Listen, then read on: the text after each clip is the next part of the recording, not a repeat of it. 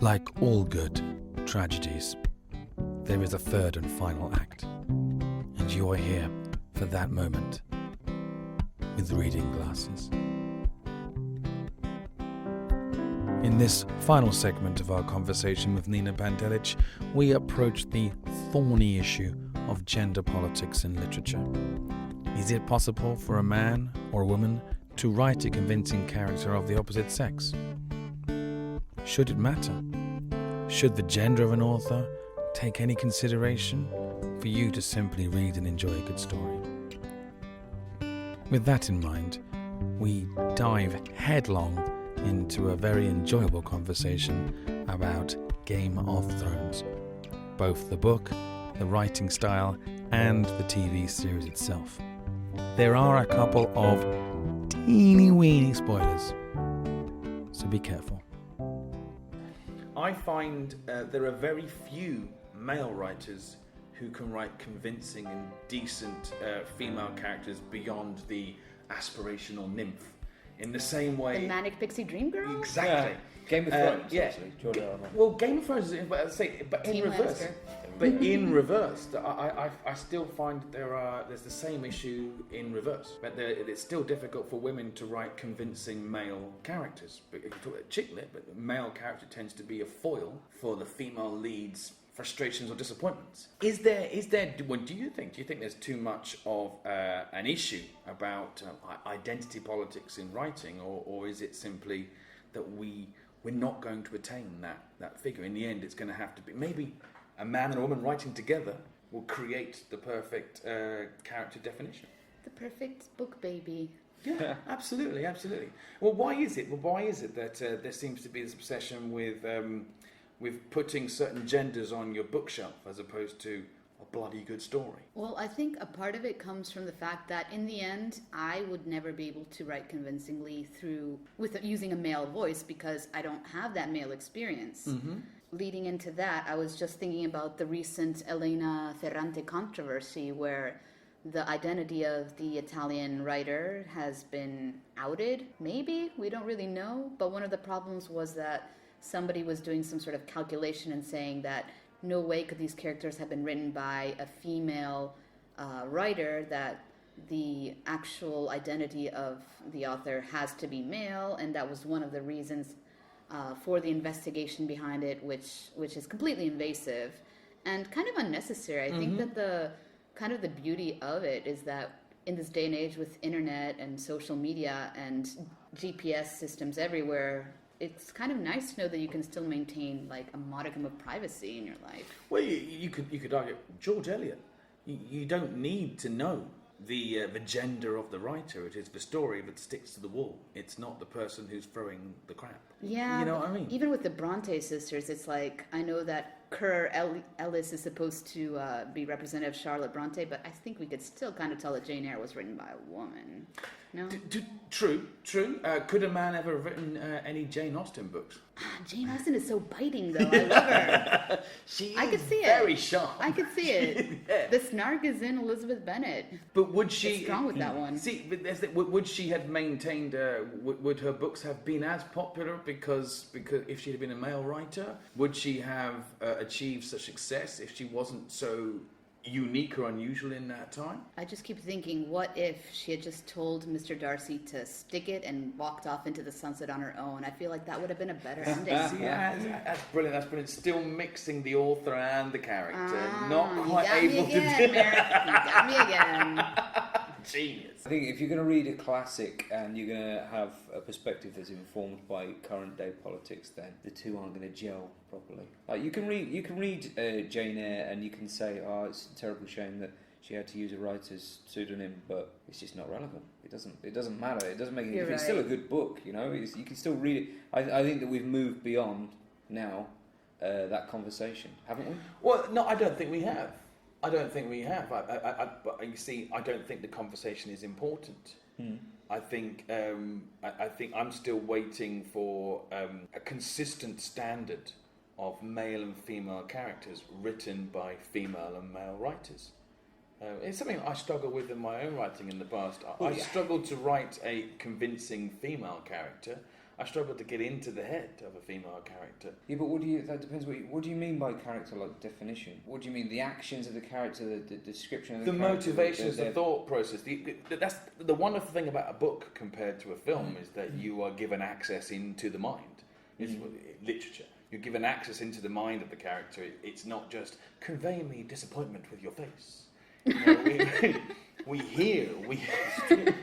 It's different to film and TV in that sense. There are words used to describe the process. This is why, for example, now you touched upon Game of Thrones, and I think you're right. I think Game of Thrones is a very fascinating example. I compare Bernard Cornwell's work to that of George Martin. Very direct, quite simple prose and style of writing, delightfully complex stories and very well-rounded characters, but a real issue with sexual politics with George Martin that you don't get with Bernard Cornwell. George Martin is, you would even put it as far to say, is a bit of a gamma male who clearly didn't get laid very often. What is a gamma male? Is that Gamma beyond beta male? Gamma male is that someone... the guy who played Dungeons and Dragons during recess? Well, literally. I mean, George Martin made like 1,000 enemies. Welcome to the club. This is what we do. But you see, look, George Martin's descriptions of sexual relationship in his books are very, very flawed. You know, there are very few relationships in the Game of Thrones canon, you know, married relationships that are successful, that are built on mutual trust and respect. And most of the sexual engagement involves power, lust, and control. Yeah, but and that's because of the game. That's because they're in the game. I don't think the whole point of the Game of Thrones world is that nobody trusts anybody. The most successful marriage partnership in the Game of Thrones universe is the Starks. The Starks. Catelyn and Ned? Yeah. And there's no reference. There's no reference to sex whatsoever. There's literally no reference to a sexual life. They're just simply, they have children, it's done. They have finished. They no longer have sex. And, you know, but what about Jon Snow? Which, no spoilers, but he is meant to be the illegitimate son. And Catelyn just takes it. Yeah. Yeah. She takes with it like a bit a of an man. attitude. She takes it like a man. Can we just say, I'd love to add the fact that I think that the HBO series has improved the character of Sansa I agree. on the screen. This is another thing I wanted to talk about, was the idea compared with the books. Because the books, one thing that George Martin has nailed very, very well in the style that he's written in is that you have those chapters. Well, people forget, you know, you move away from the books and into the TV series. He has written those chapters from a first person's perspective, and they're different characters. Sansa in the books is frail and naive. What we're seeing in the progression of the TV series is that she's making a transition from frail and naive to powerful and pissed off. Do you think that's because she's coming into her own? Sorry, Ben. The dimensions of the character have to be like fleshed out for the screen? Do you think that she can be two-dimensional on paper, but... Well, that's a fascinating question, because you would argue from what I've said 5 minutes ago about literature giving you an insight that a character should be more three-dimensional on the page rather than on screen. Visually, it's a different medium. So yeah, absolutely. The audience is entirely to have different expectations. I think when you're reading George Martin, he's a big guy. He likes food, right? Which you can see in his writing as well. This is what I'm saying. I mean, you can have a whole chapter describing a banquet before everyone gets murdered. You know, they describe the banquet. Purple, whatever. Can we have a turquoise wedding? But yeah, he likes his detail. You can't do that on the screen. I guess they have a different timeline. They have to push through all of these books in such a short period of time that if you don't add to the characters, it will be very, very dull. So maybe that lends something towards the reason that Sansa's got a bit more character on screen. I don't know. Why is it that Cersei as a character is lovable as a bad guy, a bad girl, but Joffrey, we all cheered when he choked on his own cake? Well, I think it was his haircut. I mean, his changing voice. Ridiculous. But you see, there's also that game of... No, but good answer, Ben, good answer. His cruelty, it didn't involve any intellect. Right, there was no depth to it. Yeah. Cersei is Her love sinister for her children and is the core. Preserving the line, preserving the line. she can't be challenged, and when she is challenged, she actually leaves no trace of her enemies. Shame. And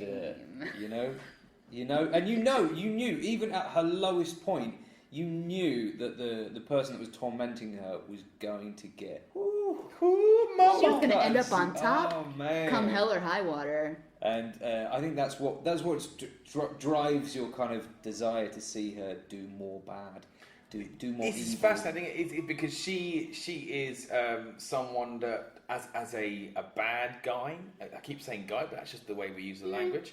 As the baddie, we will be disappointed when she gets killed, when she gets a comeuppance.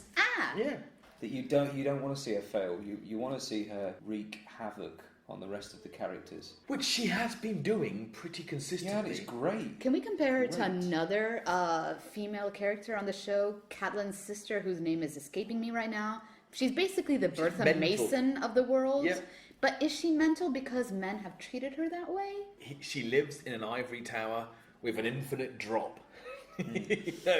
More ways than one. Which exactly. So if you have an unstable individual who is uncertain about how to proceed and how to conform to life and how to play the political game, who also has a little handy hole which she can drop people through, it's a recipe for... She's a perfect character. One of the many examples that are demonstrated to us in these books is that they rule through fear. And she has this... when they first visit, she goes to visit her and ask her for help. Yeah. Fighting the Lannisters, right? Yeah. I almost forgot. Yeah, I don't know, back to season 1 or 2. And she walks into that court, and it's almost like all of these knights are kind of protecting their queen, but they're like, please get me out of here. But there's only one way out, and that's through the hole. Through the hole! That's gotta make crossing the room so complicated. Exactly. That's the part that I can't stop thinking about. You gotta walk all the way around. I'm with you. It's a beautiful device that is fraught with problems. How the bloody hell did they build that thing? Well, they started with a hole and then they built up. I feel like there's so many layers of philosophy in what you just said. Oh, and another female character, since we're already there, and we're going to end it like in T- on this because we have gone way overboard with the Game of Thrones. Khaleesi, Great White Savior, or popular name for babies 2012?